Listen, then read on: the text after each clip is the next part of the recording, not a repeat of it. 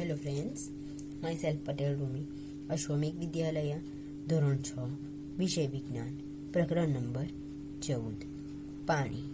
મિત્રો, આપણે આગલા વિડીયો લેક્ચરમાં જો વરસાદ વધુ પડે તો શું થાય તેના વિશે માહિતી મેળવી હતી.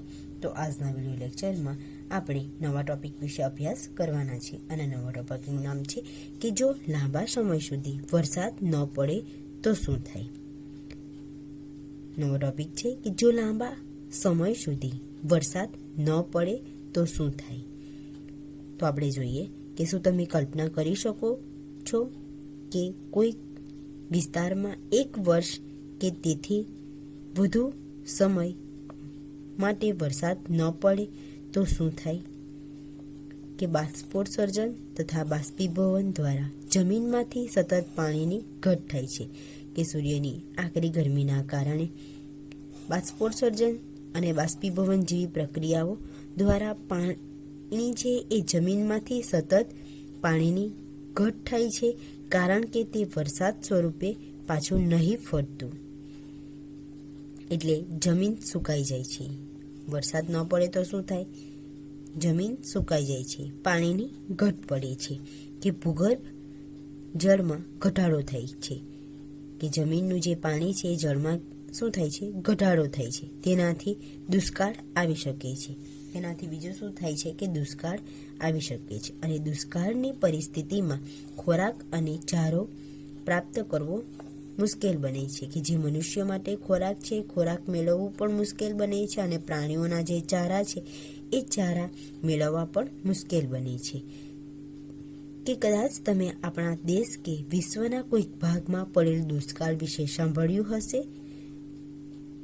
કે શું તમે જાણકારી મેળવી છે કે આવા વિસ્તારમાં રહેવાવાળા લોકોને કઈ મુશ્કેલીનો સામનો કરવો પડે છે. કે ઘણી બધી મુશ્કેલી છે અને એ મુશ્કેલીનો સામનો કરવા પડે છે. તો કયા કારણોસર? કે જો લાંબા સમય સુધી વરસાદ ન પડે તો. કે આ પરિસ્થિતિમાં વનસ્પતિઓ તથા પ્રાણીઓનું શું થાય? કે જે વનસ્પતિ છે અને પ્રાણીઓ છે એમનું શું થાય? કે તમારા માતા પિતા તથા પાડોશી સાથે ચર્ચા કરી સમાચાર પત્રો અને સામાયિકમાં વાંચીને જાણકારી મેળવવાનો પ્રયત્ન કરો. જો લાંબા સમય સુધી વરસાદ ન પડે તો વનસ્પતિ છે, વનસ્પતિ પણ જીવી શકતી નથી. મનુષ્ય છે, મનુષ્ય પણ જીવી શકતા નથી. વિવિધ પ્રાણીઓ છે, પ્રાણીઓનું પણ જે જીવનચક્ર છે ખોરવાય છે અને પ્રાણીઓ પણ મૃત્યુ પામવાની શક્યતા ધરાવે છે.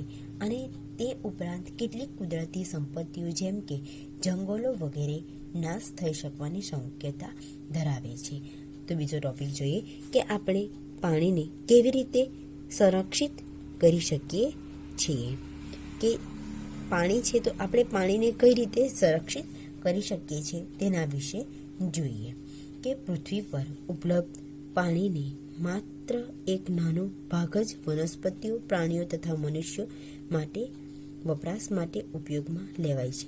કે પૃથ્વી પર મોટાભાગે આપણે જાણીએ છીએ કે 75% જેટલું પાણી છે, એટલે કે 2/3 ભાગ જેટલું પાણી છે અને ખૂબ જ એક નાનો ભાગ પાણી છે કે જેનો ઉપયોગ વનસ્પતિ કરે છે, પ્રાણીઓ કરે છે તથા મનુષ્યો એમનો વપરાશ માટે ઉપયોગમાં લેવાય છે. અને મોટે ભાગે પાણી મહાસાગરોમાં આવેલું છે. મોટાભાગનું પાણી ક્યાં આવેલું છે? મહાસાગરોમાં આવેલું છે.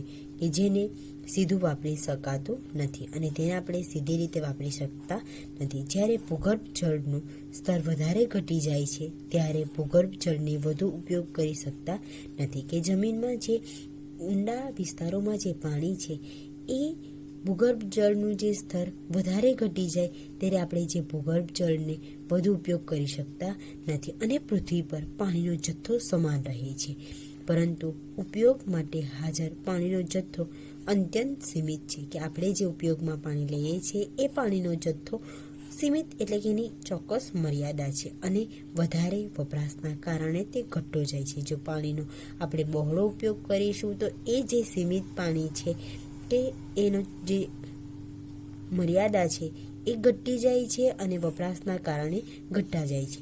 પાણીની માંગ પ્રતિદિન વધી રહી છે. આપણે જાણીએ છીએ કે દિન પ્રતિદિન પાણી છે એ પાણીની માંગ વધી રહી છે, કે વસ્તી વધારા સાથે પાણીનો ઉપયોગ કરનાર લોકોની સંખ્યામાં પણ વધારો થયો છે. તો શાના કારણે પાણીની માંગ વધી રહી છે? તો ખેતી કરવા માટે, તે ઉપરાંત વસ્તી વધારા સાથે પાણીનો ઉપયોગ કરનાર લોકોની સંખ્યામાં પણ વધારો થયો છે, કે મોટાભાગના શહેરોમાં પાણી મેળવવા માટે અનેક લાંબી કતારો દેખાવી એ એક સામાન્ય દ્રશ્ય છે. કે મિત્રો આપણે જાણીએ છીએ, જે આકૃતિમાં આપણને બતાવ્યું છે કે નળ છે અને નળ પાસે એક લાઈન લગાવી છે પાણી ભરવા માટે વાસણોની. કે કહ્યું છે કે મોટાભાગના શહેરોમાં પાણી મેળવવા માટે અનેક લાંબી કતારો લાઈનો દેખાવી એક સામાન્ય દ્રશ્ય છે. કે ખાવાની વસ્તુઓના ઉત્પાદન અને ઉદ્યોગોમાં પણ પાણીનો વધારે જથ્થાનો ઉપયોગ થઈ રહ્યો છે. કે જે ખાવાની વસ્તુઓ છે, ખાવાની વસ્તુઓના ઉત્પાદનમાં એટલે કે ખેતી કરવા માટે અને ઉદ્યોગોમાં પણ પાણીનો વધારે પ્રમાણમાં ઉપયોગ થઈ રહ્યો છે. આવા જ કારણોથી વિશ્વના મોટા ભાગમાં પાણીની ઘટ થઈ રહી છે.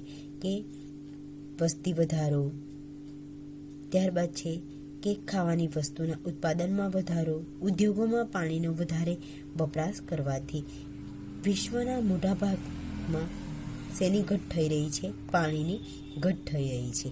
આથી એ આવશ્યક છે કે પાણીનો વિવેકપૂર્વક ઉપયોગ કરવામાં આવે અને આપણે સાવચેતી રાખવી પડશે, જેનાથી પાણીનો બગાડ ન થાય. આપણે ધ્યાન રાખવાનું છે કે પાણી બગડે નહીં, તેની પૂરતા પ્રમાણમાં કાળજી રાખવાની છે. Thank you.